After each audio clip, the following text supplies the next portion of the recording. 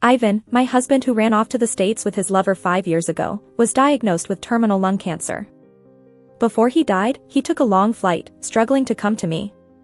With his last breath, he looked at me with love and whispered in my ear, "Delia, I know you're kind. After I'm gone, please take care of Maya and our child." Once Ivan passed away, I had someone take him to the funeral home right away. I didn't want to waste money on a hearse for his unlucky corpse. I wrapped him up in an old mat and called an elderly man who collects junk. I gave him $20 to follow my car, hauling Ivan away on his tricycle. At the funeral home, I ignored the workers looking at me funny and just said, "Give me the cheapest cremation package. Just needs to turn to ash." There it was, Ivan's body was smoking away in the furnace, and his precious Maya rushed over in a hurry. She collapsed at the cremation room door, wailing her head off, bubbles of snot pouring out. You'd think she was Ivan's wife. I smiled to myself, amused that she was grieving properly. Ivan's affections for her clearly weren't in vain.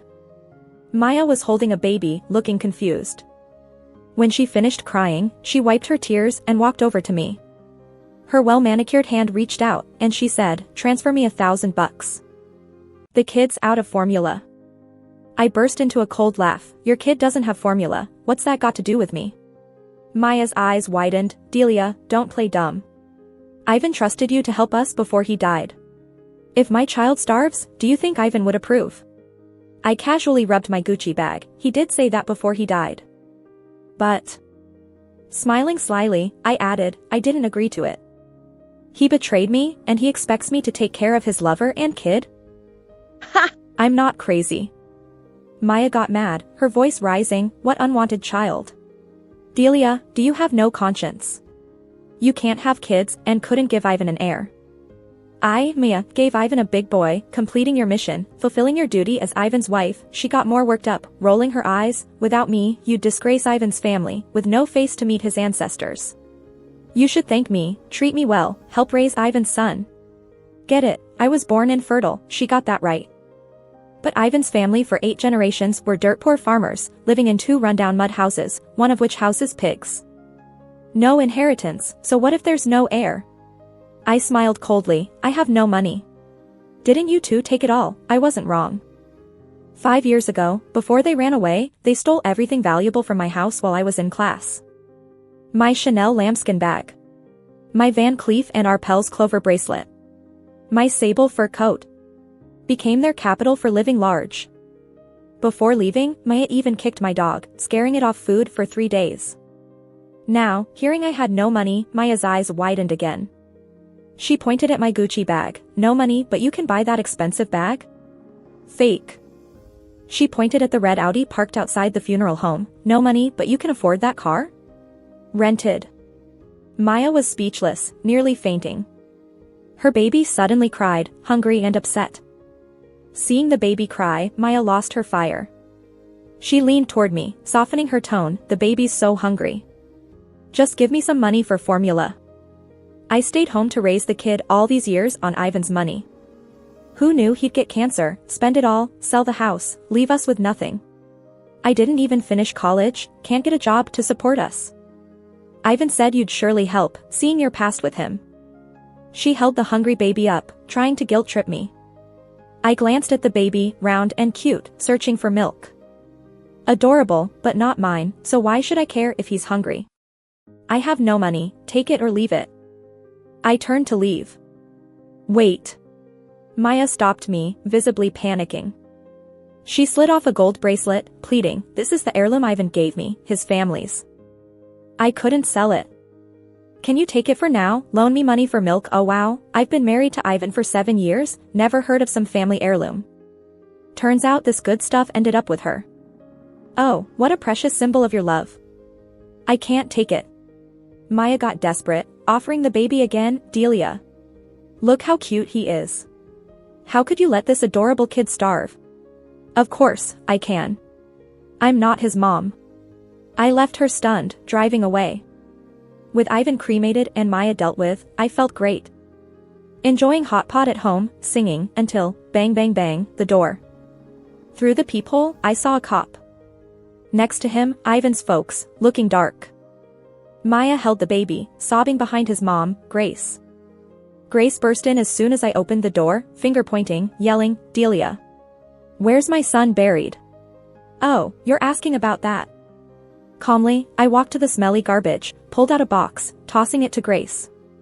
"Here, take your son's ashes, so I don't toss them." You put my son in a measly cardboard box." Grace nearly jumped at me if the officer hadn't stopped her. I pointed at the box, laughing brightly. "Hey, look closely, not just any box, it's a Chanel shoe box. Your son's lucky to die in Chanel, isn't that something?" Hearing this, Grace nearly fainted, collapsing into her husband's arms. Not caring, I politely invited the officer in. "Officer, what can I do for you?" I shot Maya a sideways glance, then turned to the cop with a smile. "Is it against the law if I refuse to support my husband's mistress and their kid?" No, that's not why I'm here," the officer said, looking intrigued by the drama. He gestured toward Grace. "This lady says the apartment you're living in was her son's before marriage. Now that her son has passed, and you won't help with the kid, she's reclaiming the property to sell and support her grandson. I'm here to ensure you cooperate in vacating the place." "Yeah. Get out." Maya looked at me triumphantly. Hearing about vacating, I perked right up. This apartment was indeed Ivan's property before we married. Under the new marriage laws, after his death, I technically have no right to stay. Don't be fooled by Ivan's family being dirt poor. When he was young, he was quite a handsome lad with striking features. With a charming British-style curl, he attracted a lot of girls. He had been kept by a wealthy woman who got tired of him and wanted to dump him. He was persistent. She ended up giving him this apartment to finally shake him off. He hid this past, and with his pretty face, captured naive college graduate me. He claimed he won the lottery to buy the place. He even convinced me, a dedicated dual income, no kids, didn't care about my inability to have children. So, with my parents' hardworking, lifetime savings and dreamy visions of a bright marriage, I moved in. Until he almost left me broke. "Officer, if this was Ivan's premarital asset, then I do need to vacate." But, I pulled out the property deed from the bedside table and handed it to the officer with a smile. "See? The owner is clearly my dad." The officer checked the deed and our family registration book, nodding at me. "Yes, the house is indeed now your father's." "No way. That's impossible." Grace snapped out of her swoon when she heard the apartment now belonged to my dad. She leapt from her husband's arms like a spring. She snatched the deed from the officer, and when she saw, owner, Mark, sole proprietor, she started stomping around in frustration. "How can this be? Officer, this must be a fake." Maya was dumbfounded, grabbed the deed, and almost fainted. Ivan's dad, Toby, timidly reached out but then withdrew his hand after a quick glance at Grace. I chuckled, looking at Grace. "This isn't a fake. Your son willingly gifted the apartment to my dad." I pulled out a voluntary donation agreement from the drawer and tossed it her way. "Check it yourself, isn't that your son's signature?" Grace was speechless, collapsing in a heap, mumbling, "How could this happen?" The officer, fascinated by the soap opera drama, urged, "Miss Delia, what really happened here?" With a smile, I opened my laptop and played an old surveillance video. 5 years ago, my home security footage showed Maya swaggering in with Ivan. Like invaders, they went on a frenzy, grabbing everything. My Chanel lambskin bag, gone, my Van Cleef and Arpels clover bracelet, gone, my mink fur coat, gone, and just like that, in broad daylight, my $1 million dowry was packed up by the two of them. Little did Ivan know, I had installed surveillance in the house. Initially, it was meant to keep an eye on my pets while I was at work. I had no idea I would catch them shamelessly stealing. "Officer, these luxurious items were premarital gifts from my parents. After Ivan sold them, isn't that stealing?" "Yes, it is," the officer nodded firmly. "See," I smirked at Maya, "you think I'd let it go after losing all that? After you two ran off, I hired a private investigator and found out where you were hiding. I had the investigator threaten Ivan, return my stuff, or I'd hand the footage to the cops. The loot was worth enough to land you both in serious trouble." Ivan freaked out and admitted he sold my things and put the money in your name, Maya. To avoid jail time, he transferred the apartment to my family as compensation. I flashed Maya a sweet smile. "Big thanks to you, Maya. The apartment has appreciated several times over 5 years, now worth over 10 million. Way more than I lost." Maya, hearing this, blacked out completely. Rich, tenured, and without a husband, what could be better? I thought I'd return to my peaceful little life after getting rid of Grace and Maya. Never imagined Grace would come back with such tenacity. Half a month after the officer's visit, Grace returned with a vengeance. One day, during class, a short, stout shadow flitted at the door. Grace, holding a pale, sickly child, made her way in before I could react. Suddenly on her knees, she put on a pitiful display, forcing a few fake tears and wailing, "Delia, you can't be so heartless. With Ivan gone, you can't hog his house and ignore the child." She lifted the frail kid high, mockingly wiping tears. "Poor baby, just look how thin he is. Please, have mercy on us old folk." And this child, the classroom buzzed with murmurs.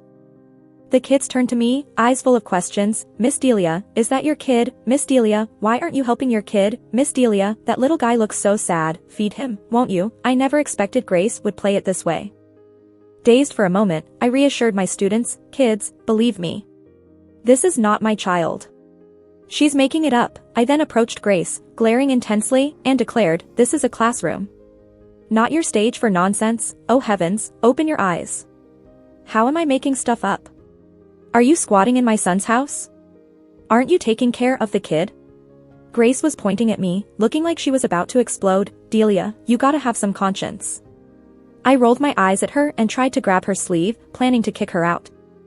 But the moment my fingers touched her sleeve, Grace suddenly fell to the ground. She started mumbling and moaning. "Oh no. I'm in trouble. The daughter-in-law hit the mother-in-law. Oh my poor back. My tailbone." I was getting baffled by her antics when suddenly, there was a flash of white light. Crap, that was a camera shutter. I looked up and saw a reporter sneaking in at the back of the classroom. He was clicking away at me and Grace with a camera. "Did you get it?" Grace asked. After seeing the okay sign from the reporter, Grace looked at me with satisfaction. "Delia, just you wait." With a quick kip up, she dusted off her clothes with a smug grin and walked away. My heart sank. This isn't gonna end well. And I was right. The next day, there was a video circulating on TikTok of a school teacher whose husband died of cancer, squatting in her son's house and abandoning the kid, attacking her mother-in-law who came to seek justice. Then it hit the hot list on Instagram. Uninformed and lazy netizens, who didn't care to dig for the truth, feasted on this sensational story and went ballistic. How could such a heartless, unscrupulous woman be allowed to teach? She should be fired. Gosh, the poor mother-in-law got hit so badly and cried miserably. The kid looks malnourished, but she can afford an Audi. How come she can't take care of the kid? This kind of woman should be jailed for life. Pretty soon, I became an infamous internet star. Nobody bothered to check whether the kid was mine or if the house was actually squatted. Grace's fake tears alone got me sentenced by the public. The online hate just kept coming. Tens of thousands cursed me online and even went to the Ministry of Education's official account, demanding I be fired. Some tough guys from around threatened me to watch out on the streets, promising to beat me every time they saw me. While I was considering taking a couple of days off to lay low, the principal called. "Delia, look at the mess you've caused. My office is crowded with angry parents petitioning that you're unfit to teach and demanding your suspension. You're suspended for a month. Use this time to reflect at home." I panicked. "Principal, let me explain." "That kid," but the line went dead. Why should I get suspended? The next day, Maya called, back to her cocky self. "So Delia, how does getting slammed by netizens feel? Crying your eyes out at home?" Well, yeah. At that moment, I was tearing up. Because the spicy potato noodles my friend Athena brought me were way too spicy. Get real, like I'd cry over netizen hate? I just unplugged my internet, and the world quieted down. About the suspension, I calmed myself down. It's not a firing. Once the truth is out, I'll be back. Maya thinks I'm scared to tears and taunts me even more. "Delia, you're too naive to go against me. You have 3 days to vacate the house for me. Or else, I'll get Grace to stir things up again, and let's see if your teaching position survives." With that threat, she smugly hung up. Ugh. This sucks. Athena seemed more upset than I was. It has to be Maya guiding Grace, playing the pity card. Plus, that shady reporter stirred the pot, all to ruin your rep. But, she gave me a sly grin. "We've got a card to play too." "What's the plan?" I asked. "My dad knows the village secretary from Grace's village. He treated him to dinner yesterday. After handing him a couple of nice smokes and a few drinks, the secretary got tipsy and spilled some dirt on Toby." "What dirt?" "Looks like everyone in Ivan's family is a piece of work." Athena replied, there's a metal processing factory in their village, a pretty big operation. Toby's been doing odd jobs there. For the past 6 months, whenever it gets late, Toby sneaks into the warehouse while the guard sleeps, snatches up some steel or aluminum, and sells it off. He thought wearing a mask fooled the cameras, but modern security tech is sharp enough to recognize him. I was curious, if Toby's stealing, why hasn't the village done anything? Athena said, I heard the village secretary is related to Toby, so probably just turning a blind eye. I felt a little glee. I could use this against Grace, make her apologize, and restore my reputation. The next day, I drove to the village. I parked right in front of Ivan's shabby clay house. The courtyard was filled with smoke. Grace was burning paper for her son, muttering, Son, don't you worry, your mom will make Delia hand over the house. That useless woman, if it wasn't for her family's money, I'd never have let you marry her. Once she clears the house, I'll sell it and help raise Maya and the kid. I rolled my eyes so hard in my head. After burning the money, Grace noticed I'd been standing at their gate. Hands on her hips, she smirked at me, What's up, scared of me now? Let me tell you, Delia, it's wise to know your limits. Just give the house back nicely, and I might show mercy by not causing a scene at your school, saving your job. So, when are you clearing out? I stayed calm and smiled, You're celebrating too soon, I'm not here for that. You know your old man's been stealing valuable stuff from that village company, right? Grace's face flushed with anger as I mentioned her old man stealing. What nonsense are you spewing?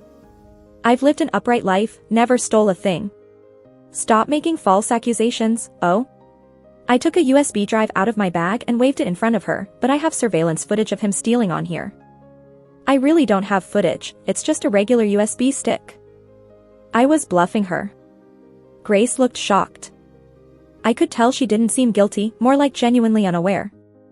Wait, was Toby stealing stuff behind her back? I asked her. Where's Toby? Grace pointed to the rundown house behind her. He's inside. I chuckled. Didn't you say I was accusing people wrongly? How about this? I'll go in and confront him. You listen from outside and hear for yourself if I'm telling the truth. If you don't want to follow my plan, fine. I'll just hand the USB drive to the police. Embezzling public funds is a big deal. Toby could rot in jail. You'll be bringing him meals every day for the rest of his life. Grace hesitated for a few seconds and decided to go along with my idea. Toby was indeed inside, smoking.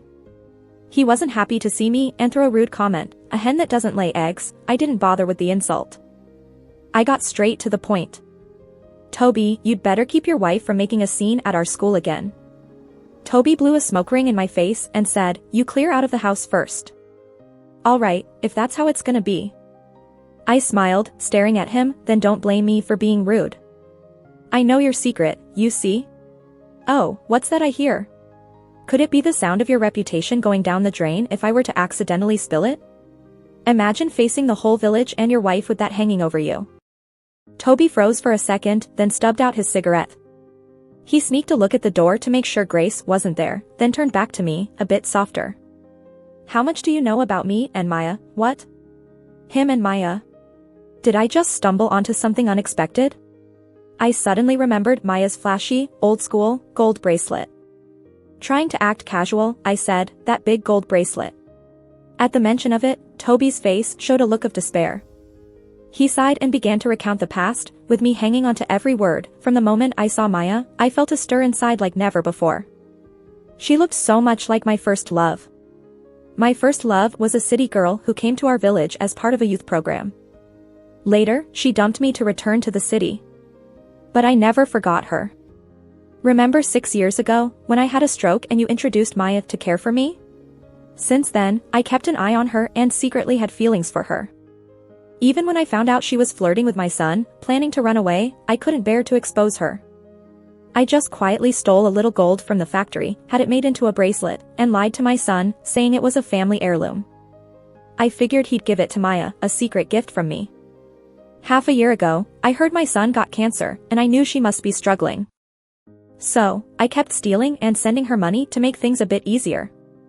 Oh, I almost teared up at this sorrowful love story.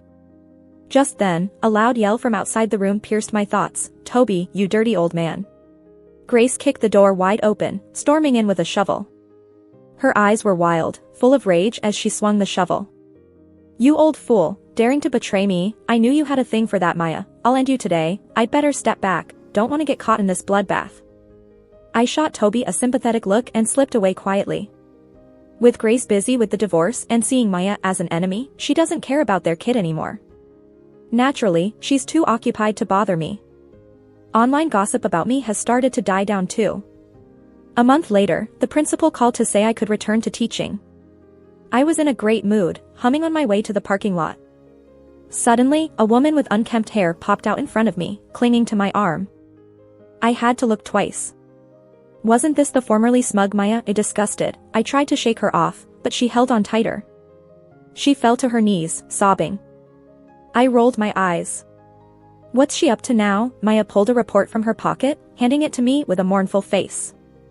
I looked at it, stomach cancer, late stage. Oh brother, if that isn't a match made in. You know. Even their cancer aligns perfectly, one has lung cancer, the other stomach. It's a couple's disease. I tossed the paper back to her. Why come to me about cancer? I'm not lending you money for treatment. Maya clung to my leg, almost wiping her nose on my pants. Delia, I'm not asking for money, she wiped away tears. The doctors here can't help me, but they say there's a chance in America. Ethan's a doctor there. Please, help me contact him, just tell him I'm sick, he won't ignore me. Hearing her mention Ethan sent a wave of anger through me. I couldn't help but give her a good kick. Ethan? You dare mention Ethan? My brother liked you so much back then, didn't care about your lower education and brought you home to meet the family. I even helped you get a job, I let you look after Ivan's dad for a few days, and you hooked up with Ivan. You both were fooling around in the house my parents set up for you and Ethan. I scolded her harshly. Do you know how long it took Ethan to get over that? If it weren't for you, he wouldn't have left for America, heartbroken. Give it up, Ethan hates you. He's completely forgotten you. Maya was sobbing uncontrollably, shaking her head. No. Ethan said he'd only ever love me. He must still miss me. Why else would he leave? Now Ivan's gone and I'm single. Tell Ethan I'm willing to start over, he'll agree for sure. Her naive self-confidence was really nauseating. Fine. I pulled out my phone. Didn't you claim Ethan still loves you? I'll call him now and ask. With Maya waiting expectantly, the call went through. I put it on speaker. Hey, brother. Maya wants to make up with you. Oh, and she has stomach cancer, wants your help in America. Before I could finish, Ethan's thunderous roar came through. Tell her to get lost. That last word drained all light from Maya's eyes. I gave her a mocking look. Hear that? Ethan's forgotten you ages ago. I heard from my dad that Grace and Toby are getting a divorce. Apparently, she hit Toby on the head with a shovel, leaving a big hole, and blood was gushing out. It was terrifying. In her anger, she went to the police station and reported Toby for stealing community property. Just as he got out of the hospital, he's being taken to jail. Now Grace can't stand Maya and even dislikes her grandson. Maya, knowing she doesn't have much time left, tried to entrust her kid to Grace. She almost broke her head pleading. But Grace, cold-hearted as she is, drove both the adult and child away. Athena was sitting on my couch eating Odin while sharing the latest gossip with me. I took a bite of fish roe tofu, nodded in satisfaction, thinking, wow, Grace really is someone who doesn't tolerate a speck of dust in her eyes. As Athena and I were commenting on how Maya brought this all on herself, we suddenly heard a faint baby crying from the door. Opening it, there was a basket on the ground, and inside lay a child. Blinking with innocent eyes, staring right at me. Isn't this Maya's kid? Athena was shocked. I looked around but couldn't spot Maya anywhere. Did she just leave the kid with me and run off? Wait, there's a letter in the basket. Athena pulled out a piece of paper from under the baby. Delia, I'm sorry for hurting you and Ethan. Getting stomach cancer is heaven's punishment for me. I have no money for treatment, and I'm certain to die. So, I'm going back to my hometown, waiting to die quietly. I'm not afraid of dying, just worried that no one will take care of my child. Grace hates this child. Toby is in jail. After much thought, I think you are the best person to raise this child. After all, he is Ivan's son, and you and Ivan had a deep bond. I know you're kind-hearted, forgiving, with a loving and broad mind. Just look at this child, how smart and cute he is. I know you won't let him become an orphan without care. Please take care of him until he marries and has kids. You can't have your own, so he can be like a son to you for your later years. I have no money to offer, only this gold bracelet Ivan gave me. This letter, loaded with emotional blackmail, nearly made Athena and me puke. Maya, your little plan sure is something, isn't it? You enjoyed life with Ivan for 5 years with my money, and now you just plan to die. After dying, you want me to raise your son? Do I look like a sucker to you? Athena cautiously asked, you're not really going to take care of the kid, right? I rolled my eyes, do I look crazy to you? Athena breathed a sigh of relief. She even found that shiny bracelet at the bottom of the basket. I said, this is stolen property from Toby's factory, I have to turn it over to the police. Wait. Athena weighed the bracelet, looking suspicious, it doesn't seem like gold, feels like some rare metal. She's a physics teacher, has a knack for metals. Don't hand it in just yet. Let me take it to the lab. 2 hours later, Athena called me, sounding all excited. Delia, I figured out why Ivan and Maya got cancer. The bracelet wasn't gold. It's some alloy with high radium content, just plated with gold. Radium? Isn't that the metal that constantly emits natural radiation? How could they not get cancer with long-term exposure to that? Marie Curie died from it, didn't she? Ivan and Maya must have been radiated for 5 years, like being in a nuclear reactor. No wonder they got lung cancer and stomach cancer. Toby never imagined his grand romantic gesture killed her and his own child. Hey, Delia, what will you do about the kid? I glanced down at the peacefully sleeping baby in the basket. His face was pure and flawless, as if untouched by his parents' sins. His eyelids fluttered like he was having a beautiful dream. I picked up the baby and walked into the police station.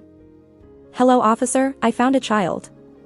I asked about kids like this, and was told they'd be sent to an orphanage to await adoption. His future, for better or worse, would be out of my hands. I could only pray for him to be adopted by a good family. Ivan wasn't wrong, I am kind, gentle, and understanding. But to raise a child for a cheating husband and his lover? Sorry, no matter how adorable, I'm not doing it.